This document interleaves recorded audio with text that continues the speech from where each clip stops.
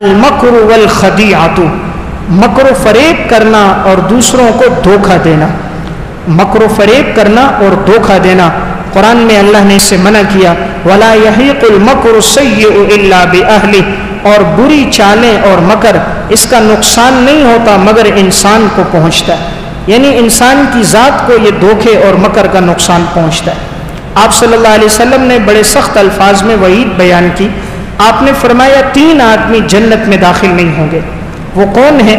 فرمایا لا يدخل الجنت خب، جنت میں داخل نہیں ہوگا دھوکہ دینے والا شخص، ولا بخیل، نمبر 2 بخیل شخص، ولا منان، نمبر 3 احسان کر کے جتلانے والا شخص۔ تو آپ نے فرمایا 3 آدمی جنت میں نہیں جائیں گے، ان میں پہلا آدمی کون ہے؟ جو دوسرے کو دھوکہ دیتا ہے۔ اب یہ معاملات میں دھوکہ بہت عام ہے، اصل کی جگہ نقل چیز دے رہا ہے، قسم کھا کر جھوٹی چیز فروخت کر رہا ہے، اصل چیز میں ملاوٹ کر کے بیچ رہا ہے۔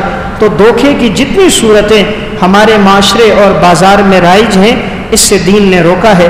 ایسا آدمی سمجھتا ہی ہے کہ میرے مال میں اضافہ ہو رہا ہے، حقیقت میں وہ مال گھٹتا ہے، نقصان ہو جاتا ہے، چوری ہو جاتی ہے، کوئی پریشانی تکلیف بیماری آ جاتی ہے۔ جو مال دھوکے کے ذریعے کمایا ہوتا ہے اس سے ڈبل خرچ ہو جاتا ہے، مال نکل جاتا ہے لیکن انسان کو محسوس نہیں ہوتا، وہ سمجھتا نہیں ہے، ورنہ دھوکے کا مال باقی نہیں رہتا، کیونکہ حرام میں برکت نہیں ہے، اللہ نے حلال میں برکت رکھی ہے۔ تو بہرحال 65 نمبر پر بڑا گناہ ہے کسی کو دھوکہ دینا اور مکر و فریب کرنا۔